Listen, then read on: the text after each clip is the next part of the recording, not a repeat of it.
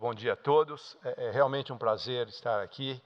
E vocês veem que no ambiente acadêmico há outros benefícios, inclusive o de fazer amizades e ser brindado com palavras bastante elogiosas dos nossos dois colegas de mesa, o professor Tito e o professor Zuccolotto, e que eu acho que isso não é uma coisa trivial no nosso meio. Então eu espero que aqueles que estão se debruçando nessa carreira vão ter grandes prazeres também do ponto de vista pessoal. Então, conforme foi salientado, e dentro da temática a ser desenvolvida durante esses 2 dias, a questão da excelência é um desafio no dia a dia da pesquisa. E vocês vão ver que, embora existam indicadores, maneiras de quantificar, essa não é uma tarefa fácil. Haja vista que algumas das análises que nós faremos de tentar quantificar alguma coisa pode ser 1 mês após essa pesquisa ser feita, 2 meses, e alguns dos resultados vão aparecer depois de 10, 20 anos. Então isso já começa a colocar algumas dificuldades intrínsecas nesse processo. Agora, a maneira de aprender, ela foi se modificando durante o desenvolvimento do homem, e principalmente nesses últimos séculos, mas existem algumas lições que ainda na área de pesquisa permanecem muito úteis, e mesmo a gente tirando exemplos da Idade Média, que não foi um período mais feliz para grandes descobertas. Mas é o momento em que você desenvolveu com grande maestria o apprenticeship. Então, se você tinha um filho, você queria que ele fosse sapateiro, o que você ia fazer? Ia ensiná-lo? Será que tinha alguma escola de sapateiro? Qual seria o lugar número 1 que você gostaria de colocar o seu filho? Com o sapateiro do rei. Esse provavelmente era o melhor indivíduo que mais sabia. Eu não sei nem como é que o sapato daquela época era, quais eram as características que faziam um sapato ruim ou bom, mas eu sabia quem que era o cara bom para fazer sapato. E seguramente não ia ser porque ele era amigo do rei, é porque ele fazia sapato bom. Então, você provavelmente ia mandar o seu filho para lá, ele ia começar a seguir todos os passos de quem sabe fazer sapato. Então, se eu tiver que, hoje, pensar quem vai ser meu orientador de iniciação científica, quem vai ser o meu orientador do mestrado, do doutorado, do pós-doc, etc., aonde que eu vou procurar? Antes você, inclusive, tinha que falar com as pessoas. Hoje, quando eu converso com um aluno de iniciação científica, eu tenho certeza que ele já sabe quando eu nasci, o que eu fiz, o que eu estou trabalhando. E quando eles não sabem, porque essa é a primeira pergunta que eu faço, eu falo, o que você veio fazer aqui? Porque ou você está procurando um dos sapateiros que sabem fazer sapato, ou você está perdendo seu tempo. Você não tem que saber se eu levo os alunos para beber cerveja junto, levo para casa, sou amigo, não. Você tem que saber se você sabe fazer sapato. É isso que você vai fazer. E se ele for uma pessoa difícil, eu vou viver esse período difícil. Por quê? Porque eu sei que eu quero fazer sapato, e se esse cara sabe fazer sapato, é com ele que eu vou querer. Esse pragmatismo não faz parte da nossa cultura. Ele é bastante desenvolvido na cultura anglo-saxã, principalmente na América do Norte, nos Estados Unidos, mas ele não é muito comum. E ele é fundamental, porque não adianta você inventar moda. Se você quer fazer sapato, você tem que perguntar quem é que faz o melhor sapato, ou quais são as pessoas que fazem os melhores sapatos. E é com ele que eu vou querer aprender. Vocês vão ver que nós vamos falar uma série de coisas, dar uma série de dados, mas a história vai mais ou menos circular por esse conceito. Muito bem, então o que nos diferencia enquanto seres dos demais é porque, independente da época que a gente viveu e tudo, nós sempre queremos saber por quê. Alguns, por uma razão que a gente desconhece bem, se especializaram e fazem o seu modo de vida tentar responder perguntas. Por quê? E isso aconteceu primórdio das civilizações, civilização grega e etc., passou pela Idade Média, que não foi um período muito feliz para a criação de conhecimento, e chegou na Renascença, onde basicamente você tem um divisor de águas, né? Onde, de maneira sistemática, a gente começou a tentar responder isso, até os dias de hoje, onde as maravilhas acontecem, às vezes, de um dia para o outro, tem novidades de quem tem competência para simplesmente indagar a natureza e querer saber por quê. E uma das principal importância de ter universidades, de ter centros de pesquisa, é para ter pessoas que sabem indagar o porquê das coisas. Nós temos hoje um desafio muito grande, não só no nosso país, que passa por dificuldades financeiras, mas em todos eles, a sustentabilidade do modelo dessas catedrais onde se faz essa pergunta. Então, existe uma preocupação muito grande com a sustentabilidade. E hoje há uma discussão importante, mas que não pode ser desvirtuada, dos aspectos práticos que advêm de responder essas perguntas. Mas essa é uma área perigosa, porque ao mesmo tempo que nós temos que começar a prestar mais atenção a isso, para justificar a sociedade a manter essas catedrais, nós também não podemos nos limitar a simplesmente achar que as catedrais existem para, a curto prazo, darem respostas a aspectos práticos da sociedade. Esse é um dos principais problemas que nós vivemos hoje. E quando você tem restrições orçamentárias, ele passa, talvez, e de maneira importante, porque isso está sendo feito na área da saúde, na área da educação, então não é um problema que estão contra a pesquisa, é um problema que a sociedade está passando. Mas nós temos que ter o equilíbrio, não só de ter competência de dizer para a sociedade a importância utilitária da pesquisa, mas também aquela que não é percebida inicialmente, que é aquela do engrandecimento do homem, conhecer coisas que nós não conhecemos ainda, e que várias delas, quando não estavam ainda preocupadas com o aspecto utilitário, foram as que deram as melhores respostas para depois serem desenvolvidas coisas que no dia a dia fazem uma grande diferença, seja para o nosso bem-estar, para a saúde, para o nosso prazer e assim por diante. Então, essas são questões que não são muito simples, mas que estão no nosso dia a dia e estarão no dia a dia daqueles que militarem nessa área. Muito bem.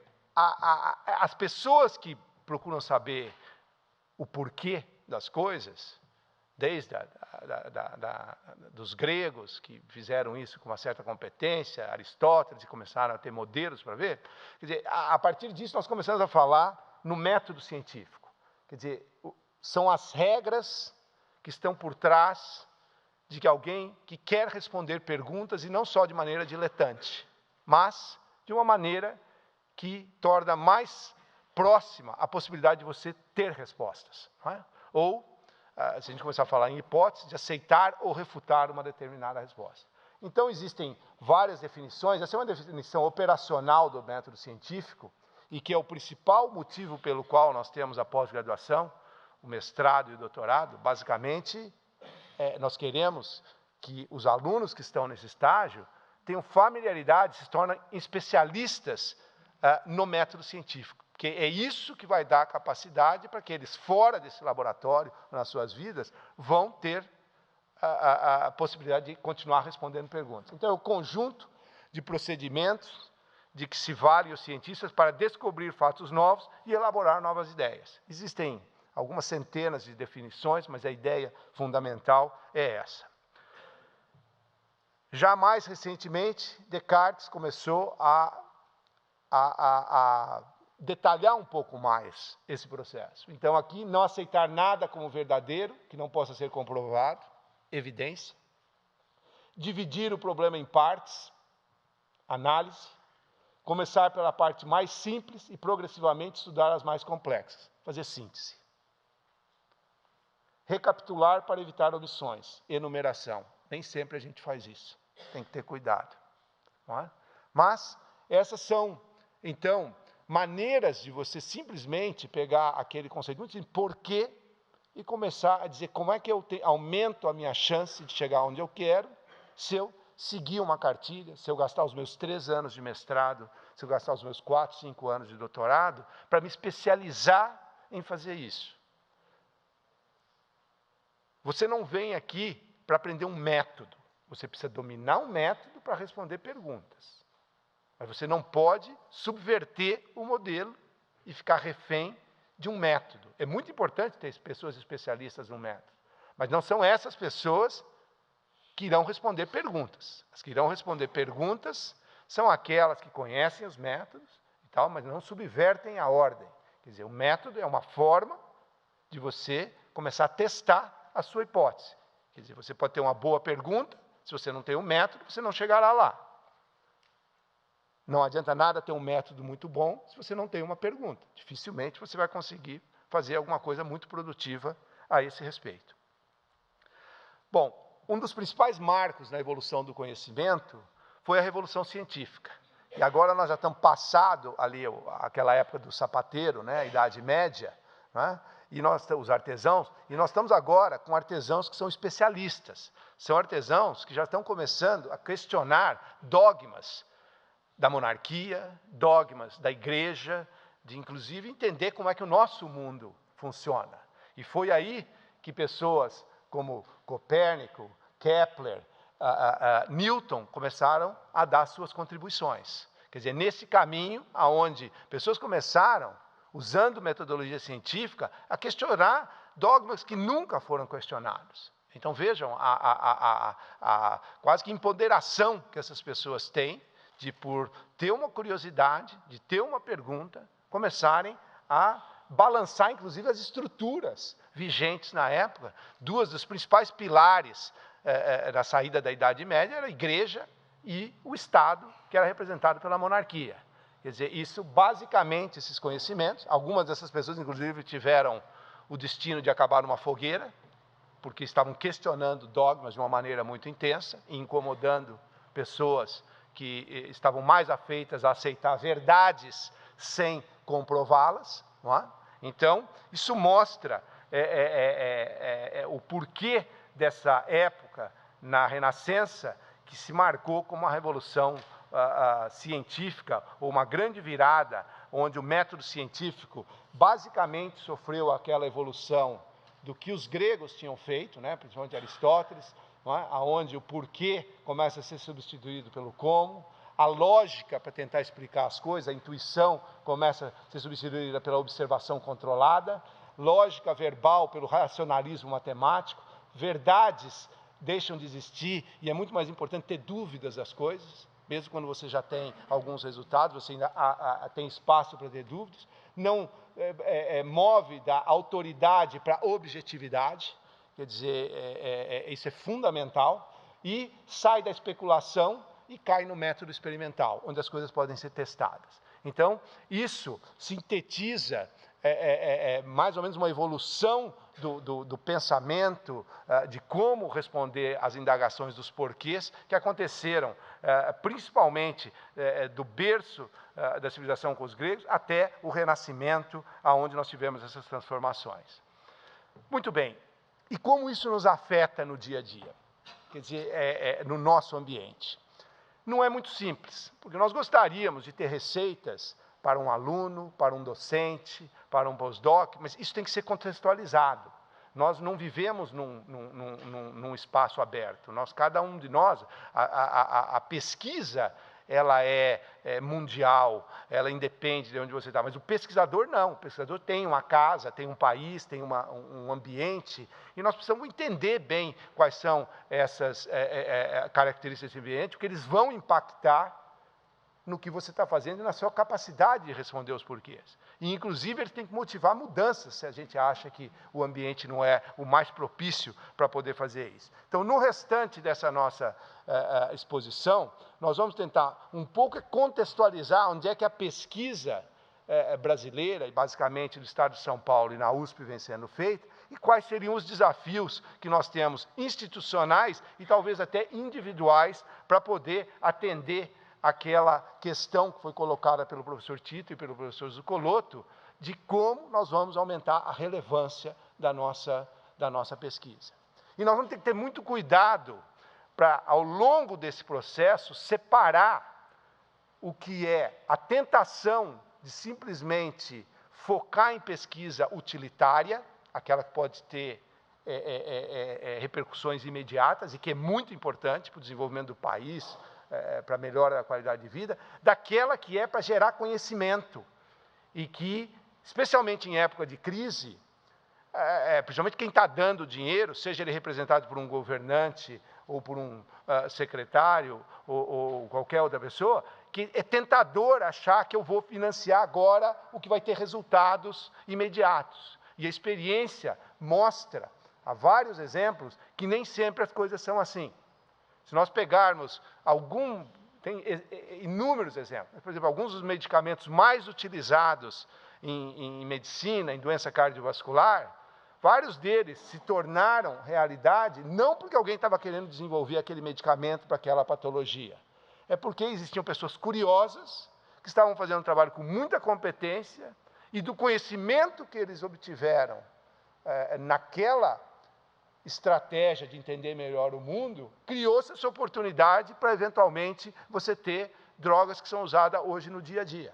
Algumas delas, inclusive com conhecimentos fundamentais, gerados a 100 quilômetros daqui, em Ribeirão Preto. Por exemplo, uma das drogas mais utilizadas em doenças cardiovasculares é uma classe de drogas que inibe uma enzima, chamada enzima conversora, cujos conhecimentos fundamentais foram realizados pelo professor Sérgio Ferreira, no Departamento de Farmacologia, a 100 quilômetros daqui na Faculdade de Medicina de Ribeirão Preto.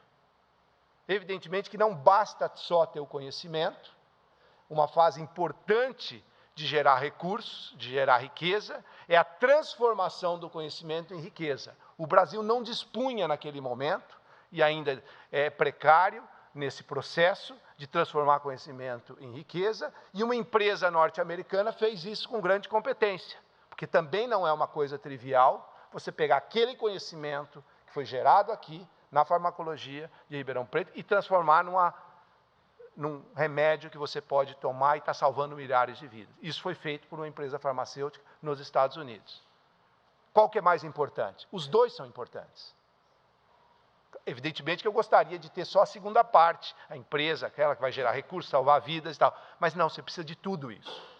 E alguns países, ou alguns ambientes, têm mais competência de fazer uma coisa ou outra, ou a cadeia como um todo. Evidentemente que os Estados Unidos é o principal modelo, aonde tem uma tremenda base de estoque de conhecimento, porque ele financia pesquisas para pessoas curiosas, não é? Com as limitações que você tem de recursos, e que você às vezes precisa falar que ela vai ter um conhecimento utilitário, mas essencialmente de pessoas curiosas, mas tem também, quando você tem aquela base de pesquisa fundamental, você também começa a ter estratégias muito claras para produção de coisas que a sociedade precisa, e de geração, de transformar conhecimento em riqueza, que é fundamental, não só para o bem-estar do indivíduo, mas de uma nação. E é isso que nós estamos ainda num estágio bastante preliminar, exceto por alguns poucos exemplos. Muito bem. E nós moramos, então, nós estamos no Brasil, mas nós estamos num local chamado São Paulo, que, sob vários aspectos, é muito semelhante a alguns dos ambientes que hoje têm produção de conhecimento e transformação de conhecimento em riqueza muito melhores do que nós temos, mas condições que não são muito diferentes, como a gente vai ver. Então, São Paulo tem cerca de 1/5 da população, ele é responsável por quase 1/3 do PIB, né? Ele representa 50% da produção científica do Brasil, a USP é responsável por metade disso, ou seja, uma única universidade, das mais de 2.000 instituições de nível superior que nós temos no país, é responsável por 25% da produção científica. Eu não sei se eu tenho orgulho ou vergonha desse número. Evidentemente, sendo da USP, eu tenho orgulho. Evidentemente que sendo membro do Estado de São Paulo ou do Brasil, isso é vergonhoso.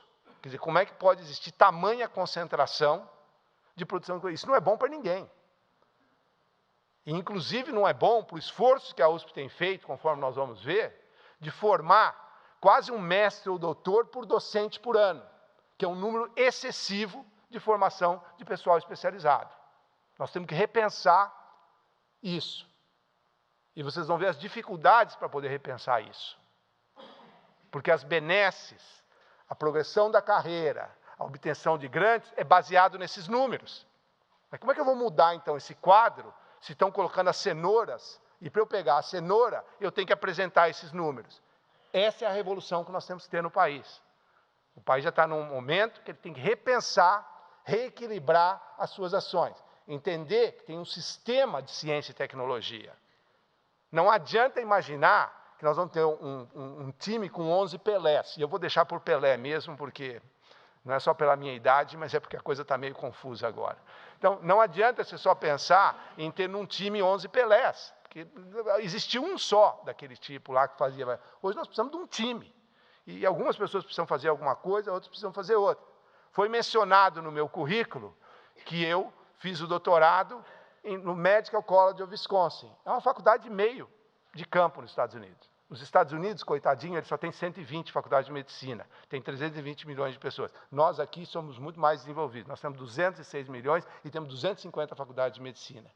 Quer dizer, 2/3 delas poderiam ser fechadas, mas por enquanto estão abertas. Mas eu estava, então, numa faculdade de meio de campo, mas de um departamento que era um dos melhores dos Estados Unidos nessa área, e num laboratório que seguramente era um dos mais renomados. Quem é que fazia pesquisa lá naquele laboratório?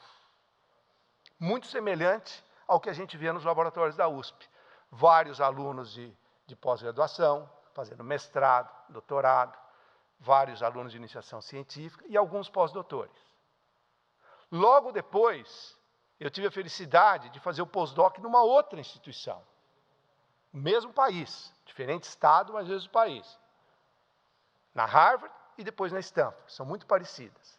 Como é que eram os laboratórios lá? É a mesma universidade, é o mesmo país, são universidades diferentes, completamente diferentes. Você não encontrava, basicamente, alunos de iniciação científica ou de mestrado e doutorado. Ué, mas eles não gostam de mestrado e doutorado? Não, não é isso. Eles desempenham outro papel na cadeia. Lá tem pós-doc. Ué, mas eles são melhores do que o pessoal de Milwaukee? Não, não vai ter Harvard se não tiver o Medical College of Wisconsin.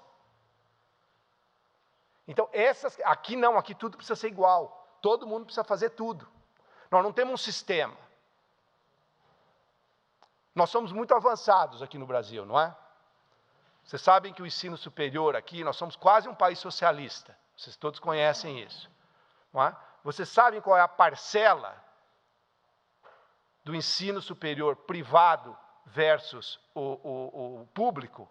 E qual é a parcela nos Estados Unidos, que é um país bastante atrasado? Quanto que aqui é privado e público no ensino superior? O Brasil tem praticamente 80% de ensino superior privado, pago pelo governo, mas é privado. FIES e o ProUni. E os Estados Unidos, que é a meca do capitalismo? 70% é público. França, Inglaterra, 100% público. Público não é sinônimo de grátis, que é um outro problema, é uma outra jabuticaba que nós temos aqui. Aqui se confunde público com grátis, mas isso fica para uma outra conversa, outro momento. Fundamental, no que São Paulo é diferente? São Paulo, e não os governantes de São Paulo, a sociedade, a população, vocês que estão aqui nessa sala, são responsáveis por isso aqui. 13% das taxas do Estado são alocadas para o ensino superior e para a pesquisa. Nenhum Estado da Federação, os outros 26, tem isso aqui. Nenhum. Isso é uma decisão política de São Paulo. Qualquer Estado pode fazer o que quiser, porque tem autonomia. Só um fez. Não sei se foi porque nós perdemos a Revolução de 32, que nós criamos uma universidade, e em cujo brasão tinha vencer pelo conhecimento. Vocês sabem, evidentemente, que universidade é essa, né? É só olhar no brasão da USP, que está em qualquer lugar, aí que vocês vão ver. Em 46 já estava criada a FAPESP, os institutos de pesquisa. A FAPESP não atuou a partir de 46, ela começou a atuar no início da década de 60. Isso não foi, nós já tivemos governo de direita, de esquerda, de centro, de defesa, de meio de campo, ninguém conseguiu mexer nisso. E não pode mexer nisso porque isso é uma conquista da sociedade, não é do governante A, do B e do C. E nós estamos aqui, temos que defender isso. 9,5% desses recursos vão para as 3 universidades públicas. A USP recebe quase 50% disso, 5,2%. Ensino técnico recebe quase 3% e a FAPESP 1%. Isso explica porque um estado que tem 1/5 da população produz metade da produção científica e uma universidade produz 25% da produção científica. E isso não aconteceu nos últimos 5 anos, não. Faz décadas que isso vem acontecendo. E isso é o que nós temos de mais precioso e que nós temos que defender aqui nesse estado. Essas são as questões. Então, esse é o ambiente onde nós vivemos. E isso se traduz em que quase 1,64% do PIB é investido em pesquisa e desenvolvimento. O que significa isso? Significa bastante, porque se você olhar, por exemplo, nos países da OECD, né, os países chamados desenvolvidos, vocês vão ver que nós estamos basicamente próximo da média da OECD. Quer dizer, então, não é porque nós não estamos fazendo coisa porque nós não temos dinheiro. Não, São Paulo tem muito dinheiro. E o que é mais interessante, São Paulo se aproxima muito do que é visto em países, ou em estados e países da América do Norte e também da Europa. O grosso do investimento não é público, é privado nessa área. Quase 60%. E do público tem uma outra diferença, 2/3 é do Estado de São Paulo, é decisão política de São Paulo. Então, quando comparam que, por exemplo, você está com a sua bolsa do CNPq e aqui nós recebemos menos, porque outros estados receberam mais, a pergunta não tem que ser feita dessa maneira. Tem que ser por que nós estamos sendo penalizados. E por que nós estamos sendo penalizados? Porque nós fizemos o dever de casa. Nós temos mais recursos porque foi uma decisão política. Os outros 2 estados que estão próximos de São Paulo são Minas Gerais e Rio de Janeiro. Vocês sabem qual é a diferença da alocação de recursos, da decisão política deles? Um é 10 vezes, o outro é 25 vezes, menos.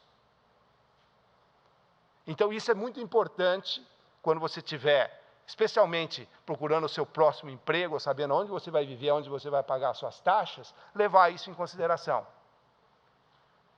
E não porque tem um estado onde as coisas são protegidas, é porque houve uma decisão política de se fazer as coisas dessa maneira. E a excelência vai depender, em parte, deste conjunto de ações. Você não tem excelência se você não tem esse conjunto de ações. Tem a parte que ele toca, que é aprender o método científico, de ser ousado e assim por diante, mas você precisa ter o ambiente que vai fazer tudo isso. Então, como é que nós estamos progredindo? Sendo que São Paulo tem essas condições, o Brasil é um pouco pior, eu não mencionei, mas o Brasil está com cerca de 1,1% do PIB é investido em pesquisa e em desenvolvimento, e se você tira São Paulo, ele vai para 0,9%. Então, seria Brasil sem São Paulo é 0,9%, São Paulo é 1,65%, e se você põe São Paulo junto com o Brasil, dá 1,1% mais ou menos, o que precisa aumentar. Quer dizer, São Paulo está razoavelmente bem, acho que pode ainda aumentar mais, e gostaria que aumentasse mais, mas o país certamente tem que aumentar muito mais. Muito bem. O que vem acontecendo, então, ao longo dessas décadas, que nós estamos tendo essas condições que são bastante favoráveis? Um tremendo sucesso, sob certos aspectos. Então, na década de 80, nós publicávamos cerca de 3.000 papers por ano, e hoje nós estamos publicando cerca de, o gráfico aqui só vai até 2012, mas cerca de 35.000, 40.000 papers por ano. Então, ao longo desse período, vejam só, houve um tremendo aumento, talvez o maior aumento observado mundialmente, em termos de publicações. A que se deve isso? Há vários fatores, mas tem um que é muito importante: o desenvolvimento da pós-graduação no país. Tanto é que vocês estão vendo as duas curvas, a de publicações e a de doutorados que estavam sendo formados. Isso foi um projeto de Estado, a CAPES, e que permitiu que nós fizéssemos, talvez, esse grande desenvolvimento. E eu gostaria de provocá-los e dizer que hoje, esse mesmo processo, que foi exitoso, é uma das principais âncoras para a gente não ir mais longe. E eu vou tentar explicar o porquê. E eu vou mostrar, vou tentar convencê-los que isto era uma etapa do processo, mas uma vez feita essa etapa, nós temos que começar a entender a complexidade de um sistema. Quando você não tem sistema, você tem que criar o sistema. Nós criamos. E ele foi, de certa forma, exitoso. E vejam bem, nessa época, a nossa produção, essa de 2, 3 mil papers por ano, representava 0,4%. A despeito de todo esse crescimento, que já é importante, hoje a nossa produção representa 2,5%. É muito grande esse crescimento que houve aqui no Brasil.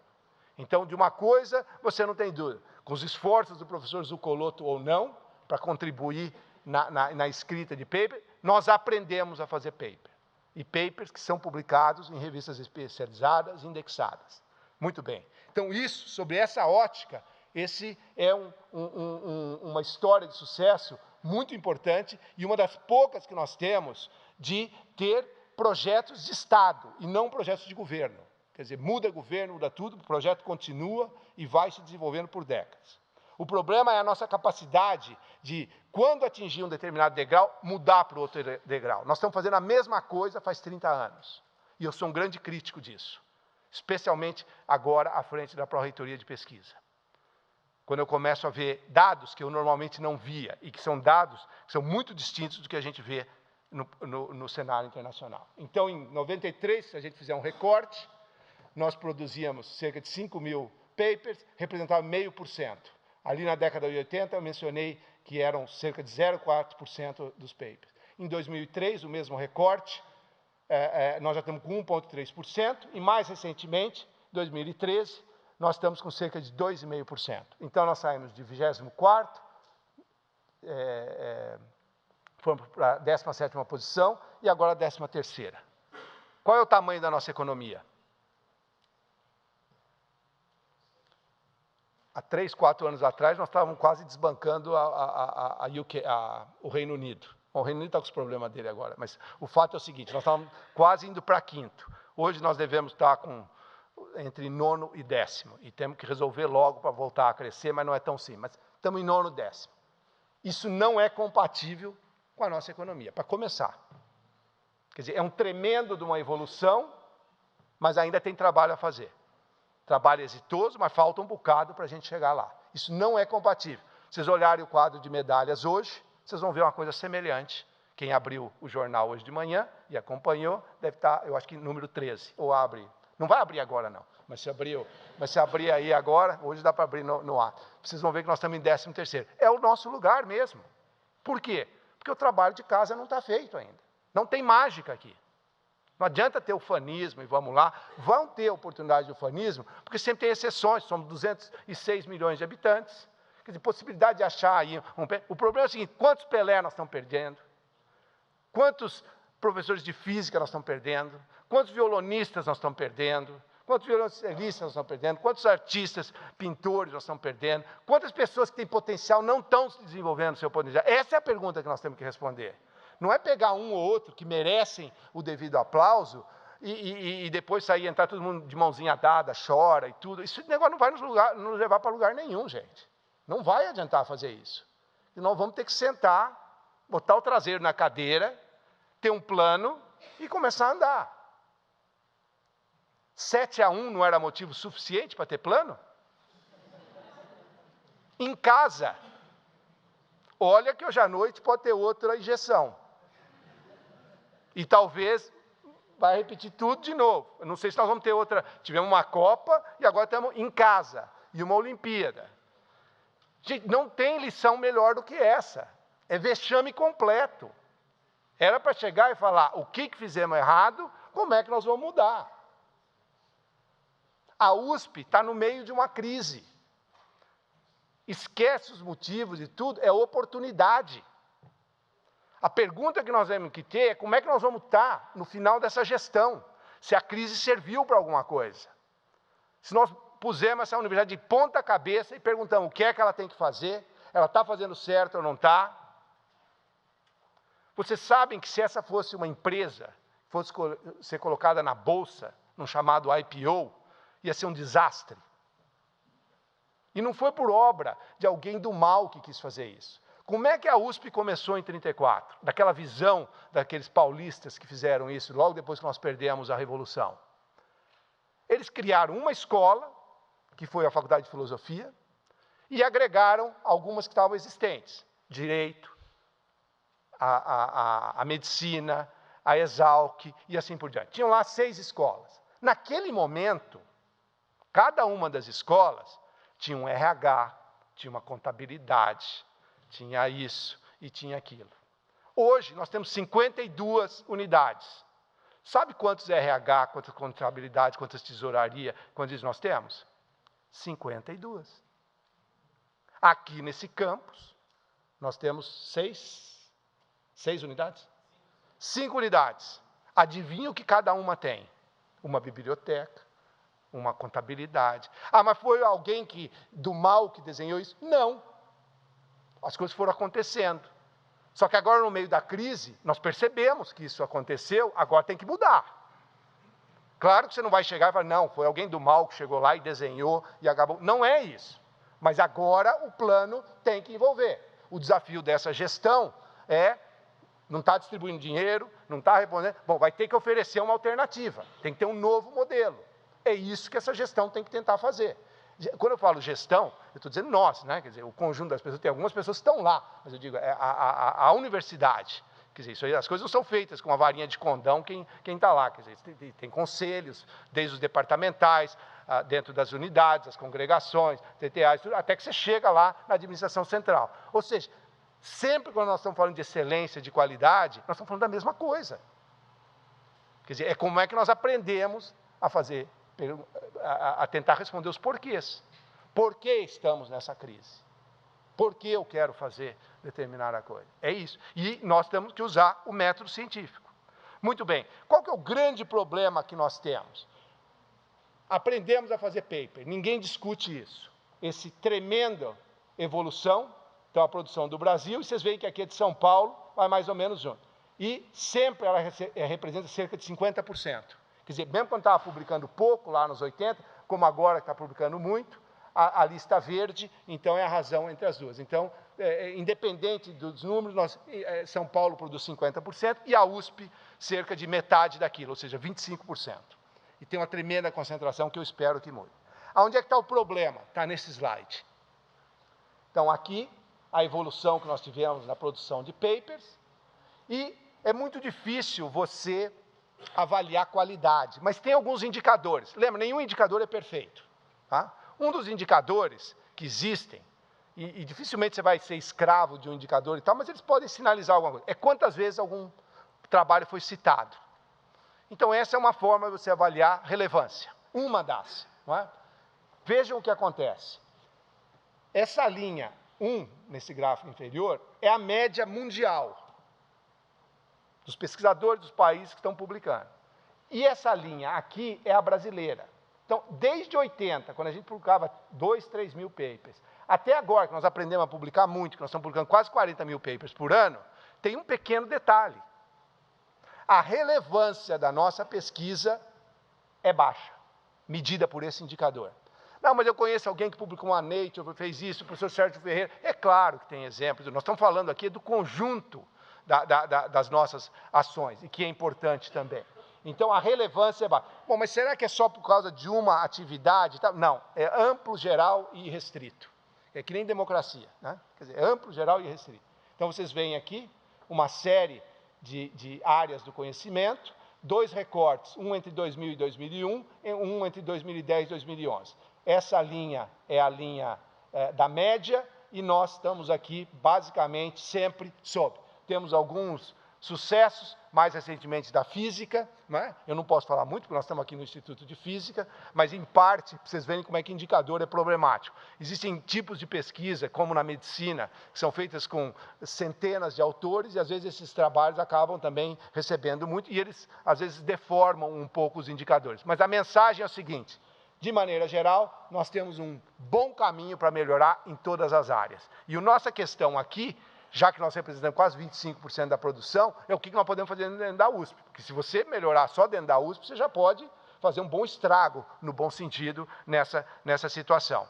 E vocês veem que isso aqui, em parte, deve ser por elementos do meio. Porque quando você pega várias universidades do Brasil, principalmente as 3 paulistas e algumas das federais, nós estamos mais ou menos juntos. E nós estamos piores, inclusive de gente que está com economia pior que a nossa, ou com situação semelhante à nossa. Então, quer dizer, tem alguns elementos aqui que precisam ser mudados.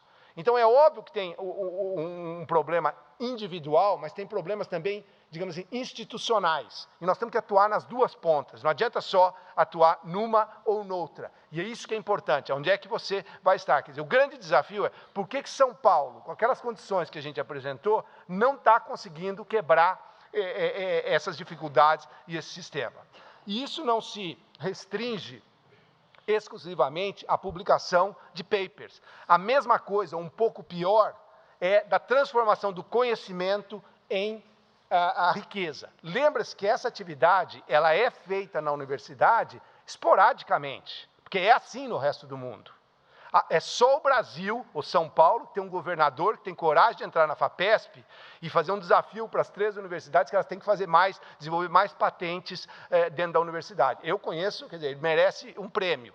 Quer dizer, é só esse governador que tem o disparate de falar uma coisa dessa, porque deveria ter bons assessores, no mínimo, né? Quer dizer, no resto do mundo, quem faz patente é empresa, com auxílio, evidentemente, da universidade. Por isso, o marco legal que acaba de ser aprovado, que é uma lei que complementa leis anteriores e que regulamenta o trânsito de pessoas de fora da universidade para dentro da universidade e vice-versa, trânsito de capital e trânsito de propriedade intelectual. Porque é evidente que a universidade é fundamental nesse processo, mas não é ela que vai deter as patentes. Então você é contra patentes na universidade? De maneira alguma.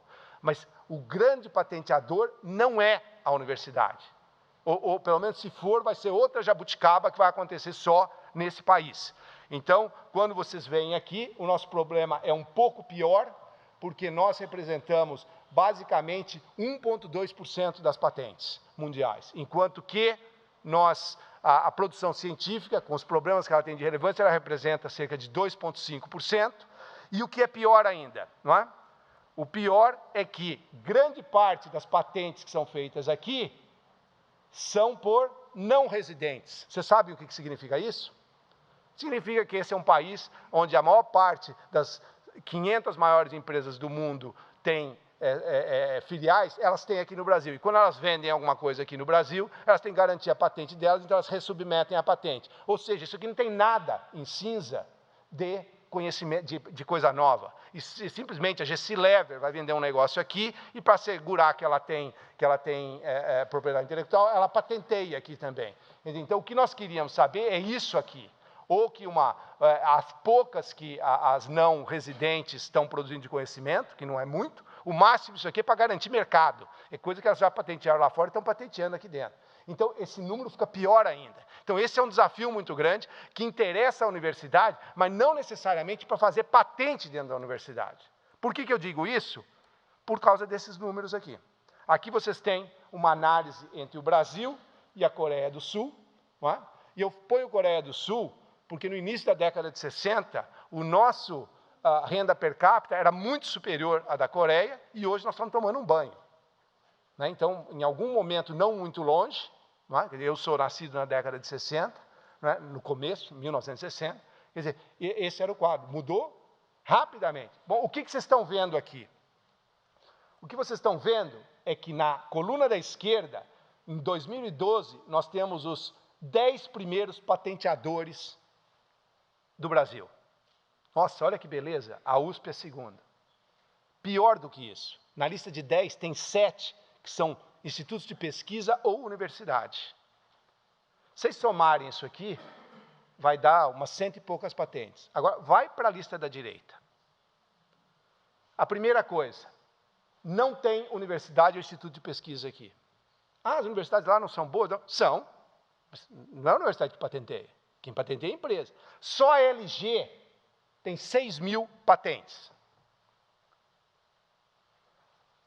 dados de 2010 ou 2011, nos Estados Unidos. Primeiro patenteador, IBM, 3.600 patentes. Qual que é a primeira universidade que aparece na lista?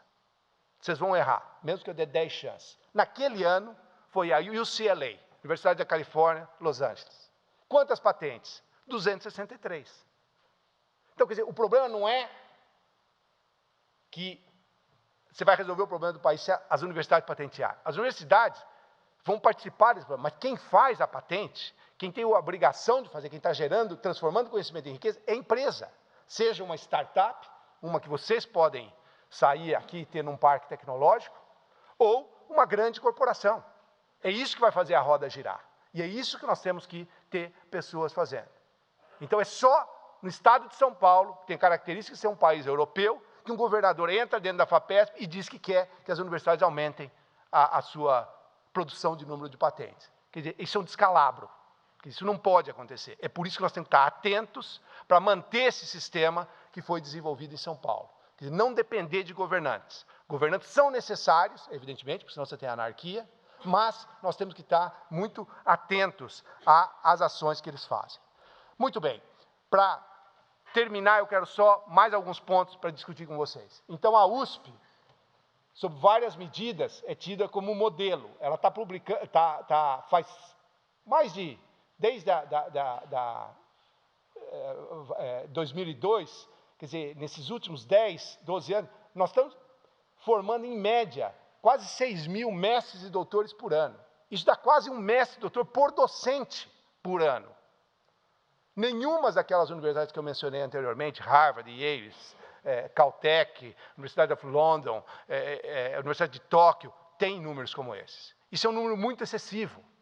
Quer dizer, a pós-graduação foi um projeto de Estado muito importante para o país, mas nós temos que evoluir para o próximo passo, entender que existe um sistema, que aqueles indivíduos que nós formamos, que foram para o Acre, que foram para a Bahia, que foram para Minas Gerais, que foram para o Espírito Santo, que foram para o Rio Grande do Sul, etc., eles estão formando.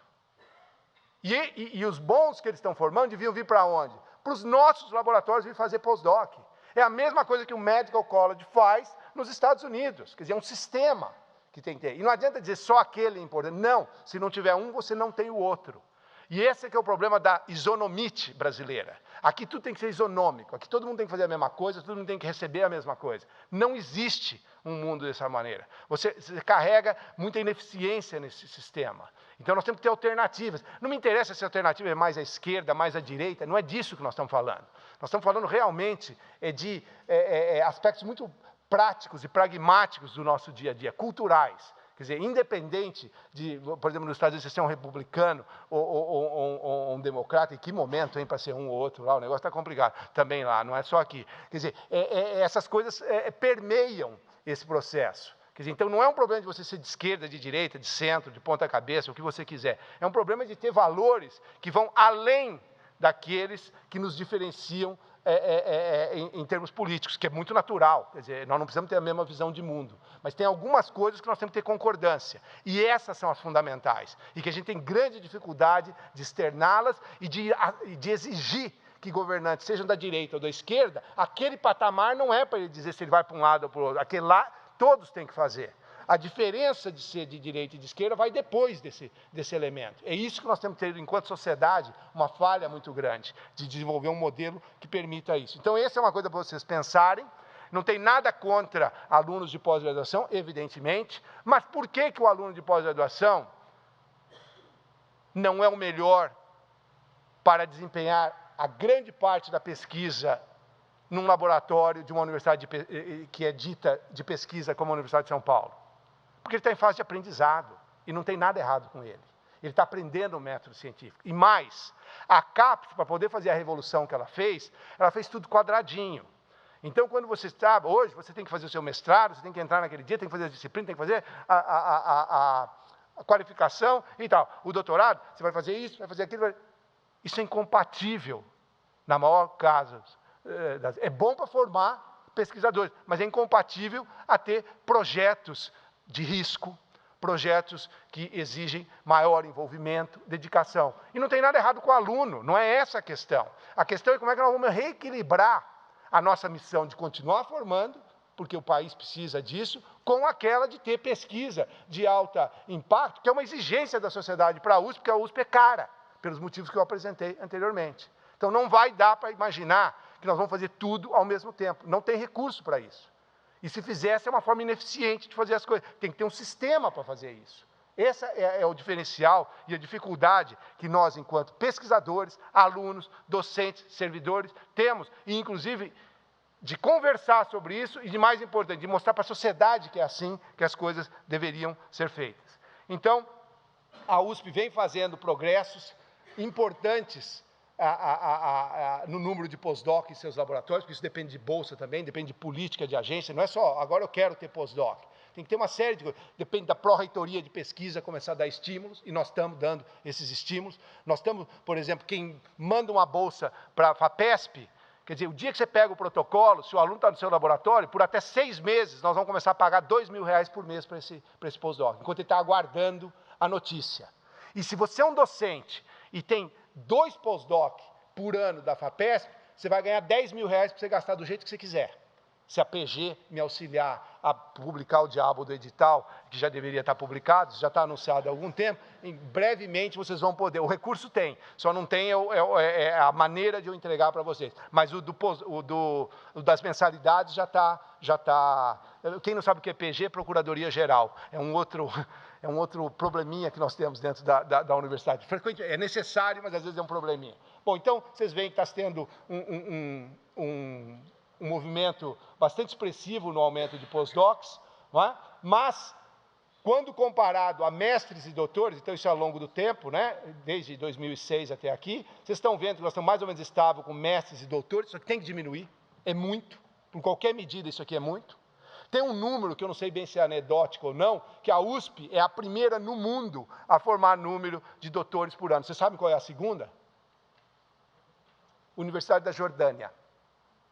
Quer dizer, eu não tenho nada contra a Universidade da Jordânia, mas, evidentemente, ela não é uma daquelas que a gente vai lembrar para ter como modelo. Nada contra, evidente, deixar bem claro isso. Mas é só para mostrar que, quando você vê esse tipo de dados, você tem que se perguntar, bom, o que está acontecendo? Se nós estamos com a Universidade da Jordânia como companheiro, e estamos querendo chegar a ser uma Harvard, Tropical, ou uma Yale, ou um MIT, ou qualquer coisa, alguma coisa não está certa nessa lista. Então, nós temos que parar e perguntar, o que é que está acontecendo? E aqui, então, está a progressão de pós-docs, que, embora muito expressiva, quantitativamente, ela é muito incipiente ainda. Ela representa cerca de 0,3 pós-docs por docente. Isso é muito ou é pouco? É muito pouco. Nós temos 1 mestre-doutor por docente por ano e 0,3 pós-doc por docente. Ué, mas a sociedade quer que a gente publique na Nature, na Science, etc. Quem está publicando na Nature, na Science, etc., quantos pós-doc eles têm? No mínimo 1 para 1, um docente e um pós-doc, mais frequentemente 3 para 1 e às vezes 10 para 1. Ou seja, eu quero exigir dos docentes da USP que eles tenham desempenho igual aos docentes lá de fora, mas eu não dou os instrumentos para ele poder fazer isso. Não é que eu não dou, os instrumentos não estão disponíveis para que ele possa fazer isso. E tem vários outros instrumentos que também são necessários. Né? E para vocês, para aprender a fazer isso. E isso, vocês veem, aqui são as cerca de 50 unidades da USP, não é? Aonde, quando você olha, aqui está o ponto 33 docente, pós-doc por docente, nós precisamos melhorar em todas. Tem algumas exceções, são unidades pequenas, focadas, não é? Por exemplo, o SEMA, tem em Piracicaba, já está acima de 1, mas eu diria que é um trabalho de toda a universidade que precisa ser realizado. E, evidentemente, existe em parte desse receituário de melhorar a excelência, já vem sendo demonstrado por experimentos controlados. Então, um primeiro experimento começou a mostrar que quanto mais colaborador internacional você tem nos seus papers, maior a chance dele ser citado. Ué, mas isso acontece aonde? Bom, isso começou a ser observado experimentalmente na Grã-Bretanha, conforme eu vou mostrar no próximo slide, mas já foi feito nos Estados Unidos e em outros locais. E mais, é dose dependente. Se eu tiver 2, vai aumentar um pouco mais, se eu tiver 3 companheiros, vai aumentar um pouco mais, e não é só aqui, em todos os lugares. Bom, o que está acontecendo aqui no Brasil? Aqui no Brasil nós estávamos numa ascendente, e nós diminuímos. Essa diminuição, eu suspeito, mas não tenho elementos, que ela é artificial, porque a CAPES se usou de um artifício para aumentar a publicação, o número de papers publicados em revistas indexadas, e indexou várias revistas brasileiras.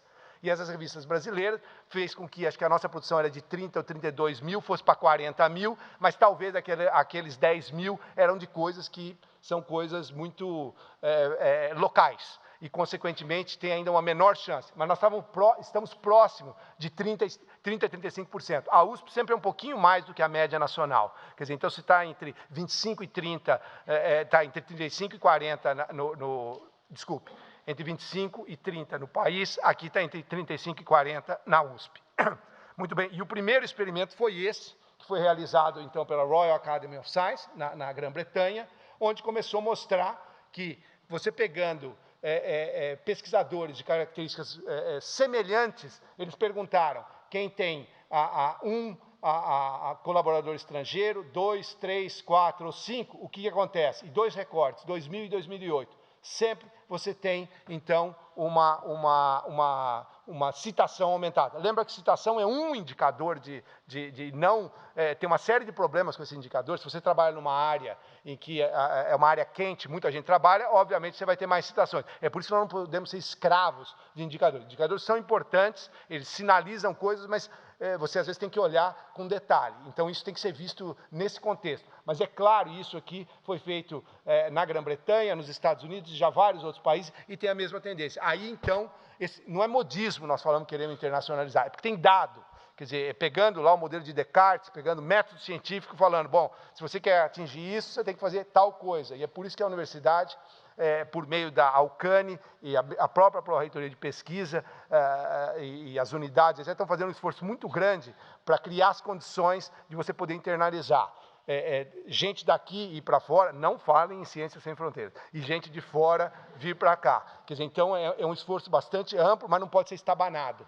Ciências Sem Fronteiras tinha uma meta de mandar 100 mil pessoas para fora, essa meta tinha que ser cumprida. É bom que você tenha gerentes, mas não pode ser, gerência com inteligência. Se você puser burrice junto, dá uma combinação que é complicada. 80% do Sem Fronteiras acabou sendo alocado para alunos de graduação. Nada contra alunos de graduação, mas certamente não é o melhor local, o melhor benefício que você vai ter. Ah, mas eu conheço alguém que mudou radicalmente a vida. É óbvio, isso sempre vai existir. Eu estou falando no conjunto, no atacado, quando você olha as coisas. Quer dizer, as políticas têm que ser avaliadas dessa maneira. E provavelmente, quando você só quer cumprir meta, também não adianta. O governante tem que ter bons projetos, é um bom projeto internacionalizar, mas não é por causa disso que você também vai fazer qualquer negócio para mandar a gente para fora. Quer dizer, só faltou comprar avião para isso. Faltou pouco, né? Porque o que nós fizemos em termos de... E com a crise das universidades, da sustentabilidade, tinham várias universidades vindo para cá para poder pegar esses recursos. Porque esses recursos não era só a passagem e a estadia. Você pagava bench fee, você pagava para estar lá. E isso virou um ótimo negócio para uma série de universidades. Infelizmente, várias delas, e nada contra também, mas no interior da Espanha e Portugal, que eu diria que também não é... Nós gostamos de ir para lá, mas por outros motivos. Mas certamente não é só para você se espelhar em modelos, com as devidas exceções, de fazer coisas de alta qualidade. Então, isso é fundamental ter em mente. Você pode ter uma boa política, só que ela pode ser estragada se você quiser executá-la de qualquer maneira. E nós estamos ainda juntando os cacos por causa disso, né? Faltando recurso para várias atividades. Muito bem, então os desafios, não é? A primeira coisa que já foi colocada aqui, quando você começa a falar em desafios para quem? Para nós, para a Pró-Reitoria de Pesquisa, é um. Para a sociedade pode ser outro. E nós vamos ter que ter um meio, vamos ter que entender o que a sociedade quer e o que nós podemos entregar e como que nós vamos atingir esse equilíbrio. Hoje se fala muito, e não é só aqui no Brasil, é em qualquer lugar, quer dizer, então, se você vai falar em academic economic impact of public research, da pesquisa pública, primeiro tem que dizer, impacto para quem? Quer dizer, porque se for só a ótica de um dos chamados stakeholders, esse negócio vai estar desviado. E não adianta, você vai ter que ter equilíbrio. Nós vivemos em sociedade. O dinheiro que vem para cá é da sociedade. Então, nós vamos ter que começar a ver o que a sociedade quer. What does society value? Quais são os valores? O que ela valoriza? Quer dizer, o que ela quer? Segundo, isso está contribuindo o que é feito na universidade, treinamento de pessoas, geração de novos conhecimentos, etc., está impactando nessa valoração que a sociedade tanto espera, nós vamos ter que ter sintonia com isso, ou explicar melhor o que nós estamos fazendo. Não adianta chegar, somos uma torre de marfim, manda o dinheiro. Ah, está faltando dinheiro, vamos falar com o governador. Não vai dar, o governador tem todo dia uma fila lá, o cara da educação básica está lá, o da saúde está lá, e tem coisa muito pior do que a universidade. A USP é um mar de rosas, se for, com todos os problemas que nós temos hoje, comparado com um hospital de periferia, é um mar de rosas. Por que o governador vai ter que aceitar isso e não aceitar aquilo? Não sei, ele que vai ter que avaliar. Eu não queria estar no sapato dele. E mais, a USP não negocia orçamento todo ano, ela recebe. As universidades americanas, as universidades da Europa, eles ficam estarrecidos quando ouvem isso. Nós não negociamos, nós não temos que apresentar projeto lá, nós recebemos o dinheiro. Aliás, nós recebemos 2 vezes por mês, se vocês não sabem. Então, acabou de entrar o dinheiro, alguns governantes tentaram, o Maluf, por exemplo, tentou mudar um pouco isso, mas teve dificuldade. Vocês nem lembram, né, quem era o Maluf, né? Era uma figura que vale a pena vocês olha, aquele lá, e já ouviram falar em Jersey, né? Mas que é onde tem umas contas lá que não são dele e tal. É um negócio super interessante. E Paulo e Petro, puxar petróleo aqui dentro do estado. Olha, os que têm a minha idade ou um pouco mais se lembram de coisas super interessantes, mas não conseguiu mexer na FAPESP. E nem não, dificultou um pouco, mas não conseguiu. Pois é, formado na Politécnico, hein? Produto da USP. Meu Deus, a USP também, te contar.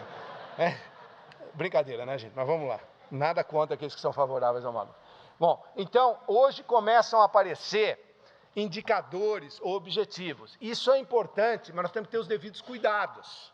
Porque a universidade tem missões muito claras. A da USP é fácil, é só você ver no ato de criação. Vocês podem ver lá, em 1934, está descrito o que ela tem que fazer para a sociedade. O da FAPESP também. O governo agora chegou e pediu para a FAPESP, mas você tem que ajudar o Butantan a fazer a vacina. Não é desenvolver, fazer. O conhecimento está pronto, fazer a vacina. Não tem, ela não pode fazer isso. Ela diz do que ela pode e o que ela não pode gastar. A lei foi é uma daquelas leis muito simples, muito objetivas. Não adianta dizer que tem um problema da Zika e que agora é um problema. Se o Estado está quebrado, dizer a FAPESP paga. A FAPESP não paga a área de produção.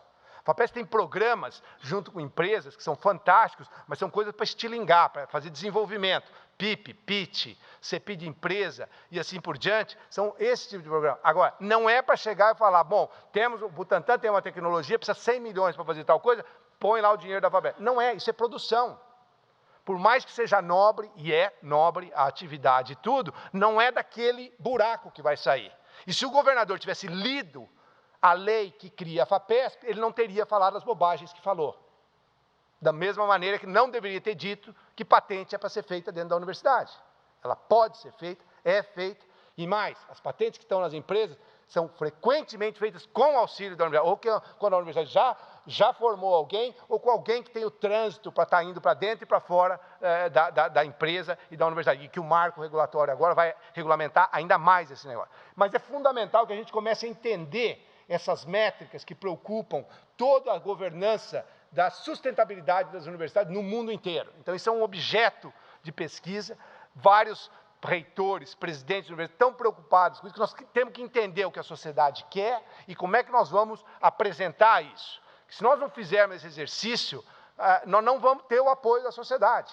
Agora, nós temos que ser zelosos das nossas atividades, que são as fundamentais. Então, nós vamos ter que equilibrar melhor isso, e cada um que está na universidade, desde o aluno, do servidor, docente, não docente, todos esses vão ter que ter muito bem claro para defender qual é a missão das universidades, qual é a missão das universidades, qual é a missão da Universidade de São Paulo, que é a que nos preocupa mais aqui, principalmente aqueles que são parte dela. Primeiro que eu acho que ela é um patrimônio de São Paulo e do país, mas eu digo, mas nós temos inclusive obrigação, porque nós somos parte dela. E você começa a ter também medidas de qualidade. Medidas de qualidade, é óbvio que o exercício é importante, mas há dificuldades inerentes. Um professor aqui do Instituto de Física tem um conhecimento novo, e que hoje parece que é uma curiosidade que ele tem lá, e não tem. Daqui 10 anos isso pode ser fundamental para fazer uma coisa. Bom, mas como é que eu vou fazer coisa com 10? Tem peer review, desde a hora que ele pediu o grant dele, desde a hora que ele fez o projeto acadêmico dele. Não é que ele está fazendo coisas ao léu.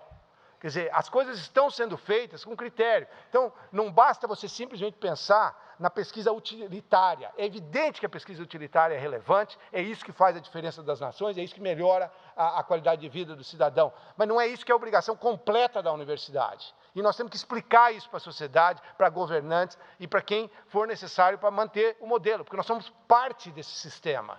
Nós não somos o responsável por isso. Aliás, se tivesse uma divisão aqui, porque dificilmente você vai ter uma pesquisa dentro de uma empresa simplesmente para gerar conhecimento. Lá não. Lá é uma questão de sobrevivência da empresa, ou você gera alguma coisa que vai rapidamente virar em conhecimento, então não dá. Você faz hoje parceria com a universidade para as coisas de maior risco. A Pró-Reitoria de Pesquisa está muito envolvida em trazer CPIDs empresa para dentro da universidade. É um wish list, uma lista de desejos da empresa que é feita dentro da universidade, porque nós temos uma expertise. Isso é fundamental. Isso é de interesse da sociedade, interesse da empresa e assim por diante. Mas tem as outras questões que são fundamentais que nós temos que fazer, que ninguém mais vai fazer. Não é uma empresa, nós vamos ter que fazer. O professor Zuccolotto já está quase abrindo o alçapão aqui. Então, de tal sorte que, de novo, temos indicadores de excelência. Eu não sou contra esses indicadores, muito pelo contrário, mas eles têm que ser contextualizados e dentro dessa visão sistêmica do que nós estamos fazendo. Então, desde questões de publicação, transferência de conhecimento, networking, porque os problemas são complexos, e assim por diante. E o fundamental, onde é que está a USP em tudo isso? A USP tem uma série de vantagens. Nós estamos numa posição, a despeito da crise da USP e do país, não vou falar da crise, das dificuldades que nós temos, das dificuldades também do país, o que é que está acontecendo? Nós estamos num sistema que é muito promissor, e é por isso que ela produz 25% do que é feito no país. Quer dizer, então, nós temos em São Paulo um sistema de financiamento estruturado, que é representado pela FAPESP, nós temos massa crítica, não é? Não tem problema para produzir quantidade, mas tem problema para produzir qualidade, e é isso que nós estamos procurando reequilibrar. Mas nós temos que reequilibrar, não é por uma varinha de condão, é para dizer, quando você for progredir na carreira, não interessa mais número. Só que se eu mandar o projeto para o CNPq ou para a CAPES, se eles quiserem número, e aí como é que eu faço? Então isso, ainda nós estamos numa transição. Na Pró-Reitoria não interessa mais, não adianta vir com um pacote de publicações. Se tiver um edital, eu quero dizer, para tal coisa, me manda suas 3 publicações e que dão credibilidade para esse edital que você está pedindo. E por que eu tenho que dar o dinheiro para você? É isso. Até porque eu não peço mais publicação para ninguém. Nós desenvolvemos o IARUSP, que é uma plataforma eletrônica, eu tenho tudo online, a hora que eu quiser, eu não preciso pedir nada para ninguém. Quer dizer, eu peço para alguém aquilo que ele tem que me contar. Eu não tenho como valorar o trabalho que a professora fez e que vai me dizer, na minha área, aquilo que eu fiz é importante por causa disso, dizer, opa, então está aqui o pacote de dinheiro, está aqui as facilidades que nós estamos dando nesse momento. É isso que é importante, isso que nós temos que vender. As questões desses indicadores, hoje é muito fácil, vocês abrem aí, entram no IARUSP, vocês vão ver tudo, desde a universidade como um todo, cada uma das unidades, cada um dos departamentos, chegam até o docente. E mais, vocês ouviram falar em NAP, que são arranjos de pesquisa. Para facilitar também, os NAPs também estão lá. Você só entra num dos 150 NAPs e vê o que ele está fazendo, como é que ele está se comportando no tempo, e assim por diante. Nós não precisamos pedir isso para ninguém. Vamos liberar as secretárias, dia da liberação. Não é? Então, não saiam mais atrás de produção dos pesquisadores. Nós temos isso. E com 3 indicadores, que são das últimas 24 horas, atualizados cada 24 horas. Scopus, Web of Science e Google Scholar. Para que eu vou pedir alguma coisa para alguém se eu tenho tudo? E mais, eu coloco a foto do docente lá.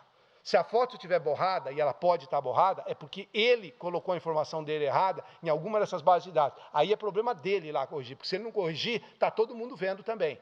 E nós aprendemos com outras universidades, quando você põe isso dessa maneira, rapidamente o sistema se ajeita, porque nosso ego é muito pequeno, é outra coisa que vocês têm que aprender pesquisador. O nosso ego é muito pequeno, nós quase não olhamos para essa região do corpo que é o umbigo, e também não somos gananciosos. Isso é o que caracteriza essa espécie que nós representamos, ou estamos fazendo força para representar. Então, temos o sistema de formação de pessoal especializado muito bem desenvolvido, mas tem que atingir um novo balanço entre a formação de mestres, doutores e pós-docs, e esses são os desafios que são colocados até para esse sistema. Aumentar a relevância da pesquisa, aumentar o envolvimento da USP no sistema de inovação, no ecossistema de inovação, não necessariamente ela fazer, mas ela participar do processo. E o que é que tem sido feito para isso? Fomentar a interdisciplinaridade, trabalho cooperativo, os arranjos entre não respeitando mais paredes de laboratório, de departamento, de unidade, intensificar ou estimular a internacionalização, por causa dos experimentos que foram feitos, não é por causa de achismo, né? Favorecer projetos de risco de longo prazo, e isso é fácil de falar, difícil de fazer, porque o resultado tem que aparecer, então nós vamos ter que mudar a forma de fazer progressão na carreira. Existe hoje uma proposta em discussão que procura valorizar as diferentes missões dos professores, para que ele não tenha que se vestir de baiana, para fingir que ele é uma coisa que ele não é. Então, se ele for mais professor, ele pode ser avaliado por aquela métrica, se ele for mais pesquisador por aquela métrica, se ele for mais atividade de extensão por aquela métrica. Se eu vou ter ter que trocar uma coronária, uma ponte com o professor, com o chefe da cardiologia do INCOR, você acha que eu vou querer saber quantos papers ele publicou? Eu quero saber se ele consegue abrir meu peito e me salvar. Quer dizer, isso é uma habilidade muito importante que a universidade precisa ter. Tem fora da universidade? Tem também, mas a universidade também precisa, ela é líder nisso. Ela precisa ter essa liderança. Então, nós vamos ter que ter mecanismos para avaliar, nas diferentes missões da universidade, que são muito complexas, como valorar cada uma dessas coisas. Essa nova comissão de avaliação está buscando isso. O que nós temos hoje é uma CERT, que é um instrumento autoritário, sob certos aspectos, eu vou qualificar o que eu estou falando, porque são 8 indivíduos indicados pelo reitor, e que o reitor escolhe quem preside. Nada contra o reitor, até porque é ele que me escolheu. Não é? Mas eu estou querendo mostrar no sistema, e hoje está se propondo uma alternativa a esse mecanismo, onde você tem, primeiro, uma missão muito mais ampla, e não só de pesquisa, de ver o projeto acadêmico da unidade e como é que você, docente, com a sua melhor fotografia, se encaixa naquele perfil. Nós estamos tendo uma dificuldade muito grande de falar isso com os docentes. Inclusive, um dos argumentos que põe é que é uma comissão autoritária. E é por isso que eu citei esse exemplo, porque eu falo assim, como é que pode ser autoritária comparado com o quê? Porque a outra é completamente autoritária. Quer dizer, então, qualquer coisa que mude isso é menos autoritário. Pode dizer que não gosta dessa nova comissão por algum motivo, mas por causa de ser autoritária, a outra é o reitor que escolhe. Ele não deixa nem eles escolherem o presidente, é ele que decide. Quer dizer, então vejam com cuidado, porque às vezes há uma dificuldade muito grande em tentar entender o que está se propondo. Eu não sei, a gente tem dificuldade de falar, mas acho que isso faz parte da nossa cultura. Muito bem, nós temos que concentrar pesquisadores excepcionais, não tem isonomia. Universidade não é lugar. Isonomia é para entrada. Igualdade de oportunidades é para entrar. Para galgar, não é. É um funil estreito, minha gente. Não é por tempo de serviço que alguém vai progredir na carreira. Você vai progredir porque você é bom, ou para divulgar, fazer extensão, ou para dar aula, ou para produzir conhecimento, ou combinações dessas coisas. É assim que você vai progredir na Universidade de São Paulo. Não tem essa de isonomia, não pode ter, isso é contra os preceitos da universidade. O vestibular, com todos os seus defeitos, ele ainda premia isso. Eu não sei qual é a cor de pele do indivíduo, eu não sei qual é o quanto ele recebe, o que ele não recebe, e assim por diante. Então, esse aspecto, ele tem uma série de defeitos, esse aspecto do vestibular é muito bom. Quer dizer, é óbvio que eu acho que não é a melhor forma. A USP, ao contrário do que as universidades americanas fazem, ela espera os alunos vir. Vinde a nosso... Não pode, nós temos que sair atrás dos alunos. Nós temos que ir na Olimpíada de Química para premiar as pessoas, como eu vou quase todo ano, ou na de Física, e eu ia não como pró-reitor, eu ia como presidente da Academia de Ciências. E eu tinha que falar lá, pegar o microfone, botar umas medalhas lá no peito de umas crianças fantásticas, moleques fantásticos, e chegar e falar, não esqueça da USP no vestibular. Eu quero ir lá e falar assim, você vai entrar na USP, você já entrou. Entendeu? Hoje o que eu estou fazendo é pegando recursos que são extra-orçamentários, que vêm do Banco Santander, e premiando esses alunos para, pelo menos enquanto eles estão ainda no colegial, caírem dentro da USP. Por causa da PG, eu não consegui ainda lançar o edital, mas nós estamos fazendo uma mudança que vai permitir que eu faça isso, porque não dá para dar bolsa o ano todo para esses alunos, porque eles não podem, uns moram longe e tal, e eu quero esse cara, que nem que for de fim de semana, nem que for nas férias, então nós vamos dar 3 mensalidades para ele. O professor Tito está nos auxiliando nisso, especialmente na Olimpíada de Física, e outros colegas que participam na de Química e outras atividades, mas o futuro é que eu quero que ele entre na universidade. E não é porque entrou na Química vai fazer Química, porque era o da Física vai fazer Física, eu quero que ele entre na USP, vai fazer o que você quiser. Você já mostrou um determinado desempenho, é isso que eu quero. Quer dizer, agora vai lá e faz. Quer dizer, então é essa a universidade que nós temos que ter. Quer dizer, embora o vestibular, eu mencionei que ele, sobre alguns aspectos, ele é bastante isonômico, é claro que não é, porque quem fez o ensino básico está deformado, então é óbvio que quem vai ter um bom treinamento para fazer aquele vestibular é quem fez uma escola privada e tudo. Então, pronto, mas eu estou dizendo, mas sob o ponto de vista, sobre essa ótica que eu falei, ele é um negócio bastante interessante. Não pode se levar isso ao pé da letra, porque tem uma série de outros problemas que não fazem parte do vestibular, mas fazem parte da nossa sociedade e que nós temos que corrigir. Eu tenho só um problema, não vai corrigir isso na hora da universidade, nós temos que resolver atrás, né? Quer dizer, não é agora, então, a universidade é a solução de todos os problemas. Não é. Quer dizer, a sociedade vai ter que lidar com seus problemas.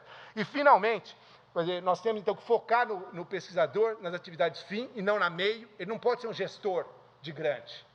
Ele tem que ir lá fazer a pesquisa, conseguir os grandes. Hoje ele tem que fazer tudo. Quer dizer, é o tal do Pelé dentro do seu laboratório, ele tem que fazer tudo. Ele é secretária, ele é gestor e tal, não vai dar certo. E aumentar o número de pós-docs. Muito bem, essas são as considerações gerais. O mais importante slide é o que vem a seguir. E é isso que eu quero que vocês levem para casa. Não? Espera aí. Não, mas ele está batendo palma para o slide, não é para mim, não, porque ele está concordando com o que eu estou dizendo. Então, ciência é uma questão de visão. E começa com uma visão. Mas que visão que é essa? De ver algo que ninguém viu e que você viu diferente. Se você não tiver isso, o seu papel não é para ser um cientista. Você pode ser um ótimo pesquisador e importante para a sociedade, vai trabalhar com ele. Mas aqueles que querem ser pesquisadores, tudo isso que eu falei anteriormente faz parte do contexto, da infraestrutura que a sociedade tem que dar, que o seu ambiente tem que dar. Nós vimos algumas comparações com exemplos fora do Brasil, aqui do Brasil, assim por diante. Mas a questão fundamental para poder chegar à pesquisa de excelência é isso. Obrigado. Muito obrigado. Muito obrigado, professor Krieger. Tempo só para uma questão. Só uma pergunta. Quem se habilita? Isso porque ele foi muito gentil, porque ele não ia me dar nenhuma, porque eu passei do tempo. Não, tranquilo. E eu peço desculpa por isso. Alguém? Opa, aí. Oi, tudo bem? Faz 2 semanas que o presidente da FAPESP também veio aqui no IFISC falar sobre a pesquisa no estado de São Paulo. E a minha grande dúvida é porque vocês dois tiveram um discurso muito semelhante em relação a o que a gente precisa mudar sobre a relevância da nossa pesquisa. Então, esse negócio... Então, eu acabei de acabar o doutorado, entrei no pós-doc, e quando você vai prestar um concurso para ser um professor, para contribuir, ou mesmo no pós-doc, você ser reconhecido, a primeira coisa que vem é quantos artigos você publicou, e aí tem todas as exigências, né, em relação a isso. Aí eu queria saber o que é feito em relação a políticas públicas nacional, né? Então, ou mesmo no estado, ou dentro, porque se a gente abrir um concurso hoje na USP para um professor, a primeira coisa que você vai ver é, número de artigos publicados, né? O que essa pessoa já publicou. Mesmo se ele estiver num processo de, ele tem potencial para isso. A USP não contrata esse profissional, porque ela vai ver o que ele já publicou.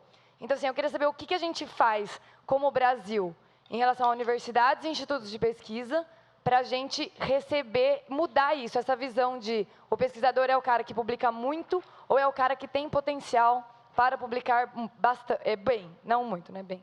Obrigada. Perfeito. Você colocou o dedo na ferida. Eu agradeço pela pergunta. Evidentemente que a resposta vai envolver vários passos, mas deixa eu só situar um aspecto. Se a USP fizer alguma coisa, ela já está fazendo muito, porque, como você viu, 25% da produção, então é muito emblemático. O que é que a USP pode começar a fazer? São pequenos passos para chegar nos grandes passos. Na Pró-Reitoria de Pesquisa, você não vai ver nenhum edital, já desde que eu assumi, que vai valorizar ou vai valorar quantos papers você tem. É óbvio que indiretamente tem coincidências nisso, mas não é. Outra coisa, tem que ter preocupação de quando você está fazendo, por exemplo, uma submissão, você guardar, inclusive, por exemplo, você vai dar, sei lá, um incentivo para se fazer encontros ou qualquer coisa do tipo. Eventualmente, você tem que já começar a ter uma cota para pessoas que estão no início da carreira e outras que estão no fim. Porque se não fizer tudo isso, vai ficar tudo no discurso. Quer dizer, eu acho que o último passo, porque você precisa mudar essa cultura, é você aí começar a, na hora do concurso, fazer isso. Pode ser feito hoje, mas depende do quê? De um departamento e uma unidade querer fazer isso. Por exemplo, esta unidade inovou quando a USP inteira não estava fazendo um concurso em inglês, porque a Procuradoria-Geral não deixa, não sei o quê, eles puseram um cara na banca, que tinha domínio, era inclusive um estrangeiro, e que foi dito, você é o intérprete aqui. É óbvio que não precisou de intérprete nenhum, mas então foi uma saída do diretor, do então diretor do IFISC para começar a mudar as coisas. Hoje, já é um mandato, por causa da internacionalização, que as coisas sejam feitas dessa maneira. E quando alguém fala, não pode, a gente fala, não, já foi até feito. Então, quer dizer, são esses pequenos passos. É óbvio que quem está na transição vai falar, mas isso não serve para mim, porque eu estou acabando o meu doutorado agora, ou fazendo o meu pós-doc agora, e assim por diante. Outra questão, você não vai só ficar numa universidade de pesquisa, é um dos locais onde você vai, ou eventualmente na empresa. E em outros ambientes, você inclusive tem que ter experiência de ensino. Nós agora acabamos de lançar uma portaria conjunta com a Pró-Reitoria de Graduação, que permite exatamente, ou coloca o regramento para qual é a participação de um pós-doc nesse tipo de atividade, que não tinha. Um lugar podia, outro não podia, e assim, porque nós estamos preocupados em dar todo esse recurso. E eu acho que o final é, à medida que essa cultura evolui, e talvez de alguns atos, talvez, vamos chamar corajosos, de alguns governantes, tendo a oportunidade, seja um diretor, seja um pró-reitor ou o próprio reitor, de fazer alguns movimentos que sinalizem claramente que eu estou atrás disso, que nós estamos atrás disso. Então, eu acho que o movimento tem que começar, mas certamente eu tenho que concordar com você, quem está na transição fica numa posição complicada. Eu posso só te dizer que nós estamos fazendo o possível e o impossível para chegar nesse objetivo, mas ele não é liga-desliga, e esse é o problema. Mas eu acho que ele é inexorável e espero que seja um caminho sem volta. Os nossos aplausos ao professor Krieger. Muito obrigado.